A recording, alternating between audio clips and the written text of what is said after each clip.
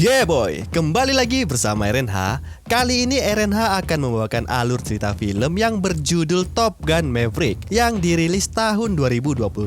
Ini merupakan sequel dari film Top Gun tahun 1986, di mana kali ini Maverick yang diperankan oleh Tom Cruise dipanggil lagi ke Akademi Top Gun sebagai seorang pelatih pilot muda, lulusan Top Gun terbaik untuk menyelesaikan sebuah misi pengeboman pabrik uranium. Jadi tanpa berlama-lama lagi, langsung saja kita ke TKP film Top Gun Maverick tahun 2022.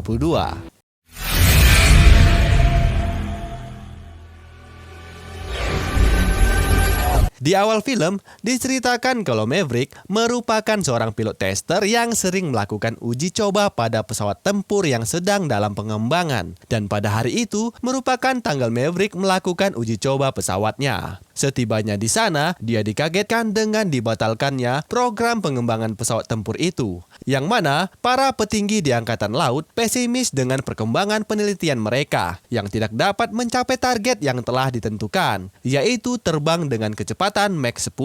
Atau bisa disebut mencapai kecepatan 12.300 km per jam. Sedikit informasi, Mach merupakan suatu tolak ukur yang mengekspresikan kecepatan suatu pesawat terhadap kecepatan suara. Meskipun jadwal pada hari itu, target mereka adalah mencapai kecepatan Mach 9. Namun menurut Laksamana Kane, mereka tidak akan berhasil mencapai Mach 10 dalam 2 bulan ke depan. Karena pada saat itu, sang Laksamana belum sampai ke hangar uji coba, jadi Maverick pun berencana untuk menerbangkan pesawat dengan kecepatan Mach 10. Dan Maverick pun take off ke angkasa. Setibanya Laksamana di dalam ruang kontrol, dia memerintahkan Maverick untuk segera mendaratkan pesawatnya. Karena sudah tanggung setengah jalan, jadi Maverick mengakali dengan berpura-pura sedang ada gangguan jaringan komunikasi. Yang mana hal tersebut didukung oleh rekan-rekannya yang ada di ruang kontrol. Perlahan tapi pasti, kecepatan pesawat itu terus meningkat mendekati kecepatan supersonik. Dengan kecepatan tersebut, membuat suhu pada permukaan pesawat terus meningkat. Dan pada akhirnya, Maverick pun berhasil mencapai kecepatan Mach 10 dan membuat seluruh tim bersorak bergembira. Namun pencapaian tersebut tidak membuat Maverick mengurangi kecepatannya. Dia terus memaksa pesawat tersebut melaju kencang hingga batasnya. Dan pada akhirnya, pesawat itu pun hilang kendali dan meledak di angkasa.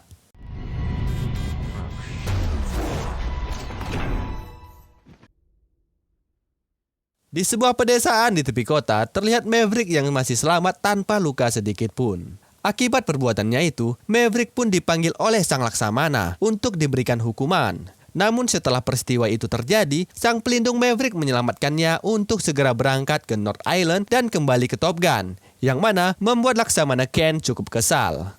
Setelah sampai di North Island, Maverick segera berkunjung ke pangkalan dan melapor kepada Laksamana yang memimpin di sana. Lalu dijelaskan sebuah misi operasi yang mana ada sebuah pabrik uranium ilegal yang akan beroperasi dan itu merupakan ancaman bagi keamanan wilayah di sekitarnya. Lokasi pabrik tersebut berada di bunker bawah tanah yang berada di lembah gunung dan dilindungi oleh banyak sekali rudal pelacak, serta memiliki pangkalan pesawat yang dilengkapi dengan 5 buah pesawat tempur generasi kelima dan beberapa pesawat tempur lainnya.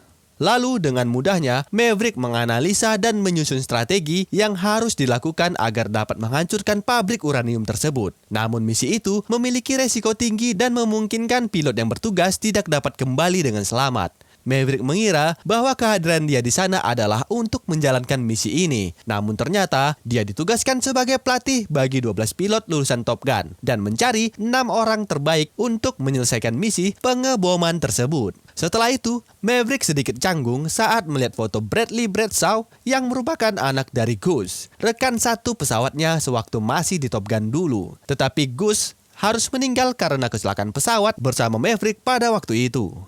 Jika Maverick menolak perintah tersebut, dia tidak diizinkan lagi untuk menerbangkan pesawat dimanapun. Dan diketahui juga kalau ini merupakan permintaan dari Laksamana Kaczynski alias Iceman, juga rekan satu angkatan dengan Maverick sewaktu masih pendidikan di Top Gun dulu.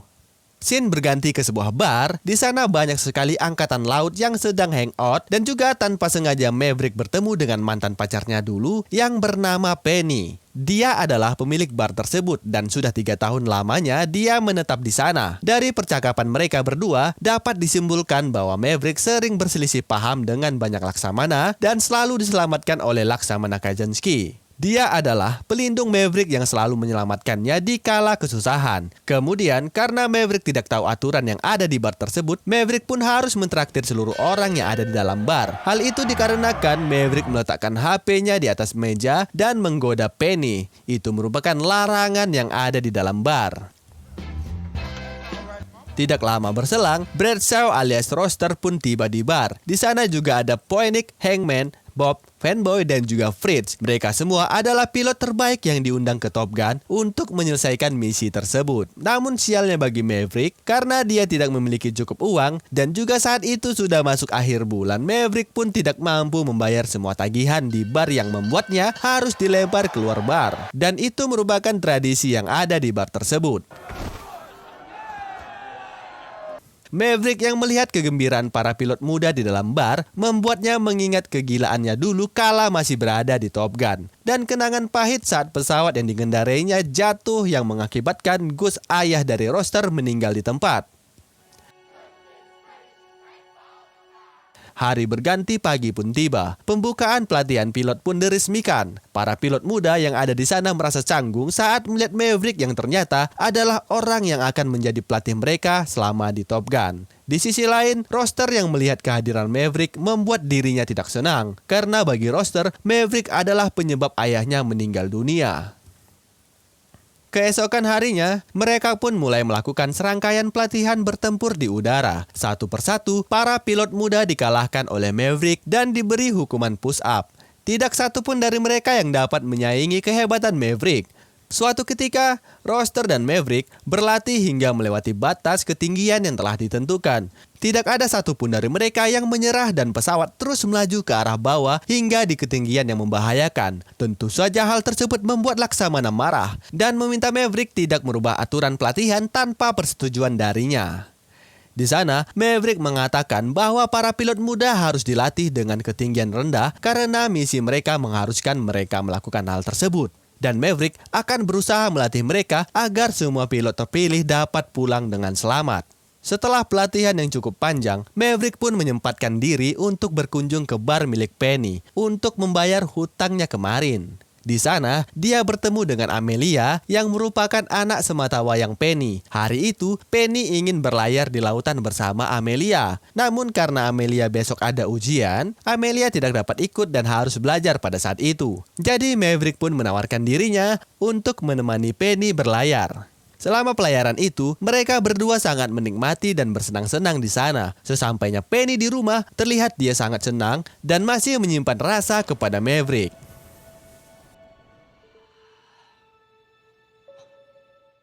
Keesokan harinya, Maverick melanjutkan pelatihan. Dia menjelaskan seluruh medan dan strategi yang akan mereka hadapi untuk bisa sampai ke titik pengeboman.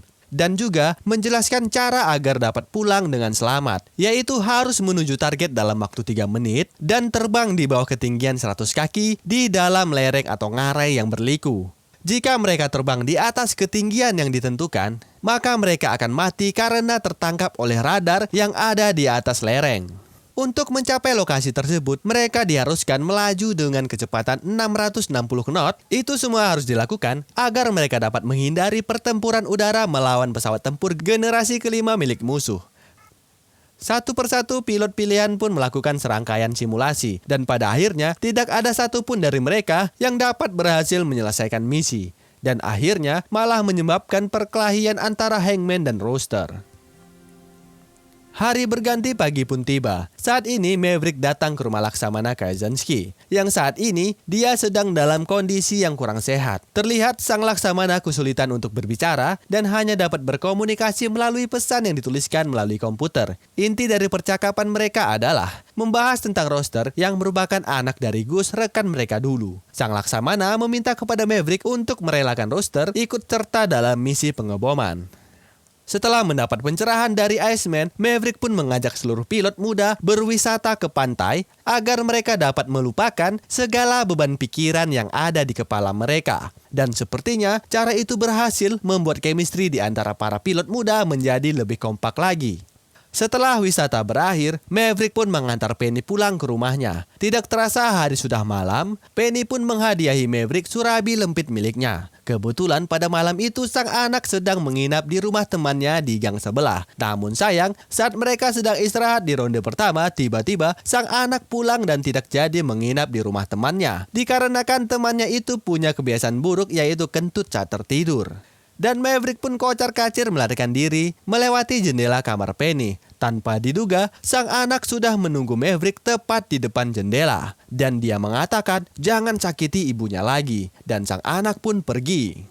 Keesokan harinya, sang Laksamana pun memberikan informasi penting tentang misi pengeboman itu, yaitu pabrik uranium akan beroperasi 10 hari ke depan. Jadi, pelatihan ini hanya tersisa waktu 1 minggu saja sebelum misi dilaksanakan. Jadi selama 1 minggu ke depan mereka melanjutkan pelatihan di fase kedua. Nantinya akan ada 4 buah pesawat dan akan dibagi menjadi 2 grup. Setiap grup terdiri dari 2 pesawat. Pesawat pertama untuk menembak rudal, sedangkan pesawat kedua untuk membantu membidik sasaran target pengeboman. Jadi masing-masing grup akan bekerja sama untuk menembak target yang telah ditentukan. Grup pertama berfungsi untuk mengebom pintu shelter dan grup kedua akan mengebom lubang yang telah dibuat oleh grup pertama. Jika salah satu grup tidak berhasil melakukan pengeboman, maka misi pun dinyatakan gagal.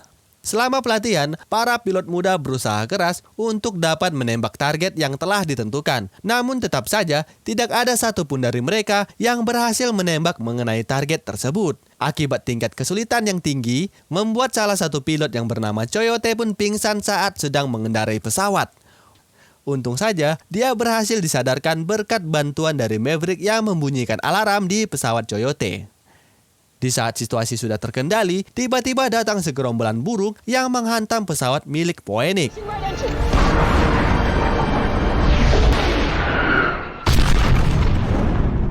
Setelah kejadian tersebut, roster yang satu grup dengan Poenik pun bertambah kesal saat Maverick menyuruhnya pulang. Dan itu membuat roster murka dan menanyakan kepada Maverick kenapa dia selalu menarik berkas miliknya saat dia ingin masuk ke dalam angkatan laut. Dan kali ini, dia menolak dirinya untuk ikut serta dalam misi pengeboman tersebut.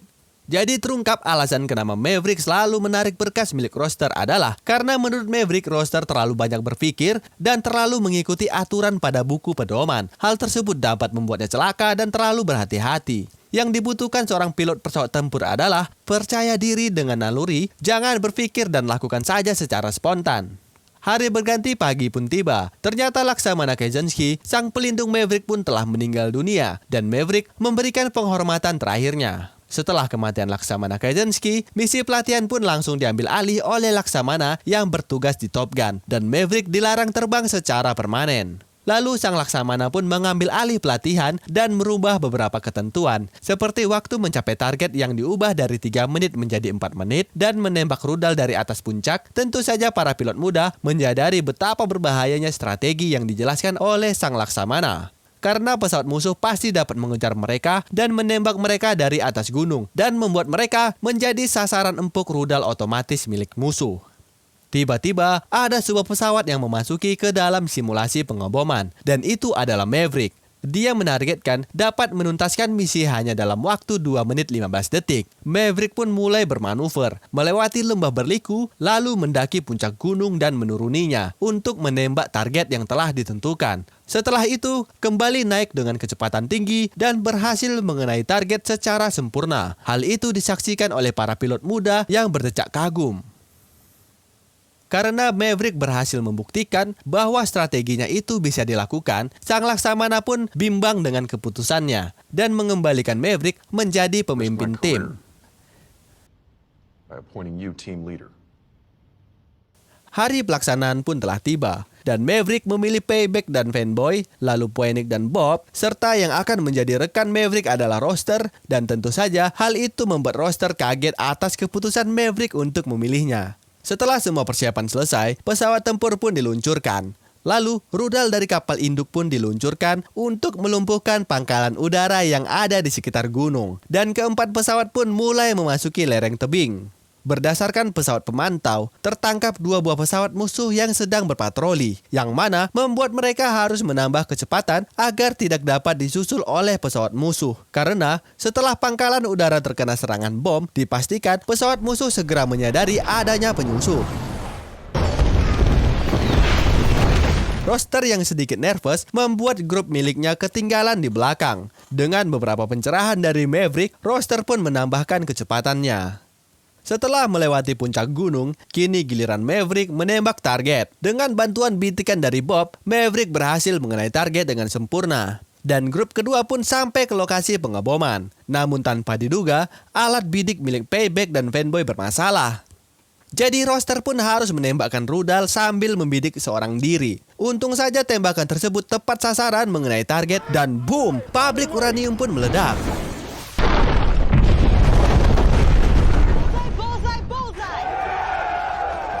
Setelah kembali menaiki puncak gunung, grup pertama dan kedua pun langsung dihujani oleh rudal otomatis milik musuh. Satu persatu, mereka berhasil menghindari rudal, namun karena terlalu banyak rudal yang menembak mereka, membuat Roster tidak dapat menghindari tembakan tersebut. Dan dengan segera, Maverick berbalik untuk menjadi tameng. Dan pesawat yang dikendari Maverick pun tertembak jatuh.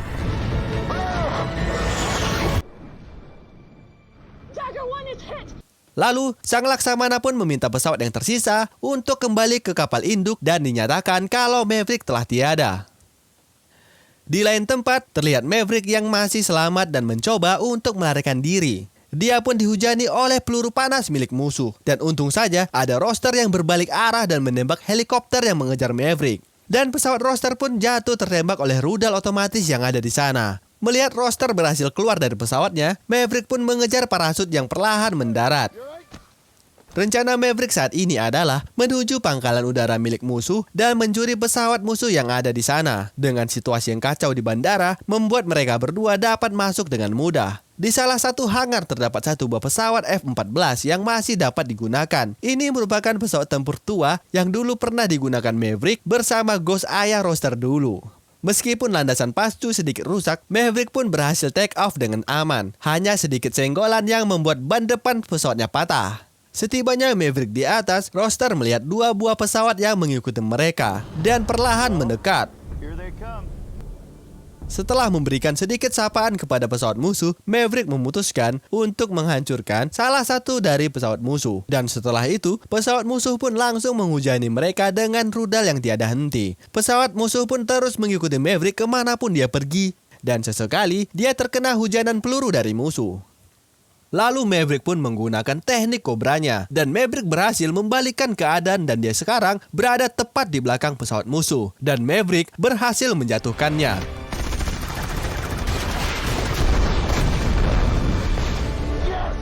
Namun, pengejaran tidak cukup sampai di situ. Masih ada satu pesawat musuh yang mengejar mereka. Peluru dan rudal milik Maverick telah habis digunakan. Dan pesawat musuh pun terus menembaki dan mengejar mereka. Untuk menyelamatkan diri, Maverick pun terbang tinggi ke angkasa dan itu merupakan usaha terakhir mereka. Dengan putus asa, Maverick meminta maaf kepada Roster. Untung saja Hangman datang membantu dan berhasil menembak jatuh pesawat musuh yang mengejar mereka. Dan pada akhirnya, mereka berhasil mendarat dengan selamat di kapal induk Angkatan Laut. Dan sorak-sorak kegembiraan pun pecah saat mereka berdua turun dari pesawat. Setelah semua yang terjadi, Maverick dan Roster pun semakin akrab serta hubungannya dengan Penny pun kembali terjalin. Dan film pun berakhir. Pesan yang dapat kita ambil dari film tersebut adalah jangan putus asa dan jangan jadi pilot pesawat tempur jika kamu takut ketinggian. See you the next time video and goodbye.